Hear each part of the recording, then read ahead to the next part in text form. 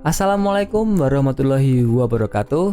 Halo anak-anak, berjumpa lagi di channel belajar Tino Adi. Pada kesempatan kali ini kita akan melanjutkan pembelajaran yaitu tema 7 tentang peristiwa dalam kehidupan, subtema 1 peristiwa kebangsaan masa penjajahan, pembelajaran ke-6 untuk kelas 5 semester 2. Jangan lupa anak-anak berdoa terlebih dahulu sebelum menonton video ini. Nah anak-anak, pada pembelajaran ke-6 di subtema 1 ini, materi apa saja yang akan kita pelajari? Materi yang akan kita pelajari yaitu materi Bahasa Indonesia KD 3.5 tentang mencari informasi penting dalam bacaan dengan menggunakan prinsip 5W plus 1H. Materi SBDP KD 3.2 tentang menyanyikan lagu dengan memperhatikan nada dan tempo lagu.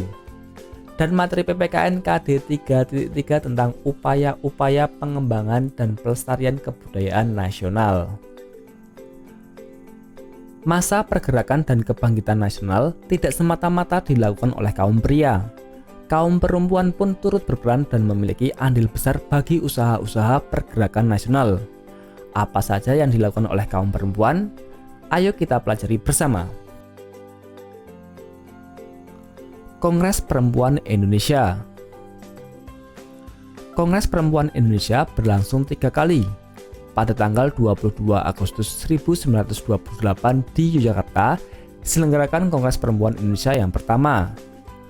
Kongres ini diikuti berbagai wakil organisasi wanita, di antaranya Nyai Sukamto, Nyai Ki Hajar Dewantara, dan Nona Suyatin. Kongres berhasil membentuk Perserikatan Perempuan Indonesia atau PPI. Kongres itu juga berhasil merumuskan tujuan mempersatukan cita-cita dan usaha memajukan wanita Indonesia serta mengadakan gabungan atau perikatan di antara perkumpulan wanita. Pada tanggal 28 sampai 31 Desember 1929, PPI mengadakan kongres di Jakarta dan mengubah nama PPI menjadi PPII, Perserikatan Perhimpunan Istri Indonesia. Tanggal 20 sampai 24 Juli 1935 diadakan Kongres Perempuan Indonesia yang kedua di Jakarta dipimpin oleh Nyai Sri Mangunsarkoro. Kongres tersebut membahas masalah perburuan perempuan, pemberantasan buta huruf, dan perkawinan. Kongres Perempuan yang ketiga berlangsung di Bandung tanggal 23 sampai 28 Juli 1938 dipimpin oleh Nyai Emma Puradiredja, membicarakan hak pilih dan dipilih bagi wanita di Badan Perwakilan.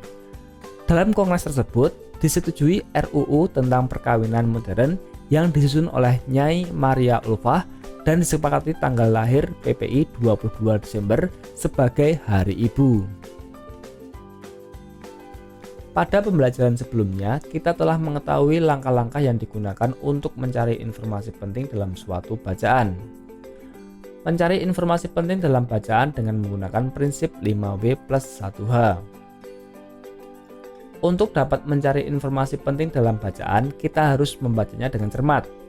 Selain itu, kita juga dapat mencari informasi dengan menjawab pertanyaan menggunakan prinsip apa, di mana, kapan, siapa, mengapa, dan bagaimana.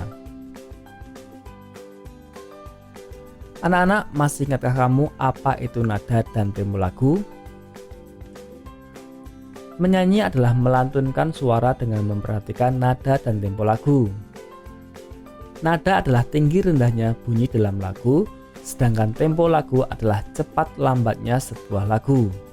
Jadi kalau nada itu tinggi rendahnya, kalau tempo berarti cepat lambatnya. Anak-anak dapat menumbuhkan kesadaran dalam diri untuk cinta tanah air dengan menyanyikan lagu berikut ini.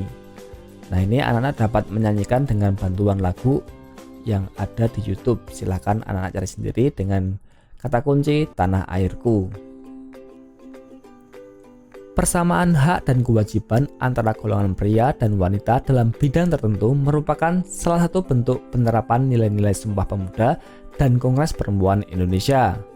Dalam melakukan kegiatan demi kepentingan bangsa dan negara, setiap golongan memiliki hak dan kewajiban yang sama. Alasan-alasan yang bersifat kedaerahan, keagamaan, kesukuan, dan golongan harus dikesampingkan dengan tetap menghormati dan menghargai adanya perbedaan. Sikap tersebut juga berlaku dalam bidang kebudayaan.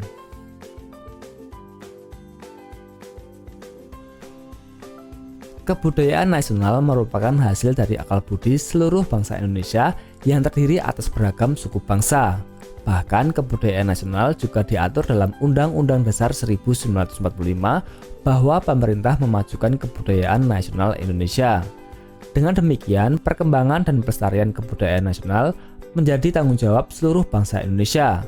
Mengembangkan dan melestarikan kebudayaan daerah merupakan salah satu caranya karena kebudayaan daerah merupakan akar dari kebudayaan nasional. Upaya-upaya pengembangan dan pelestarian kebudayaan nasional yang lain adalah sebagai berikut. Yang pertama, secara terus-menerus diadakan kegiatan pengenalan dan penyebaran budaya nasional kepada masyarakat. Yang kedua, kegiatan penggalian situs-situs bersejarah dan pemeliharaan temuan-temuan sejarah harus senantiasa digalakan. Yang ketiga, pengembangan budaya daerah dan nasional melalui pendidikan dan pengajaran, misalnya menjadikan bahasa dan kesenian daerah sebagai mata pelajaran muatan lokal wajib di sekolah-sekolah. Yang keempat, senantiasa dikembangkan sikap menghormati kebudayaan sendiri dan kebudayaan daerah lain. Dan yang kelima, mengenal dan mempelajari kebudayaan sendiri yang merupakan warisan leluhur. Nah anak-anak, itulah pembelajaran ke-6 di subtema 1 pada tema 7. Semoga bermanfaat, sampai jumpa lagi dan terima kasih. Wassalamualaikum warahmatullahi wabarakatuh.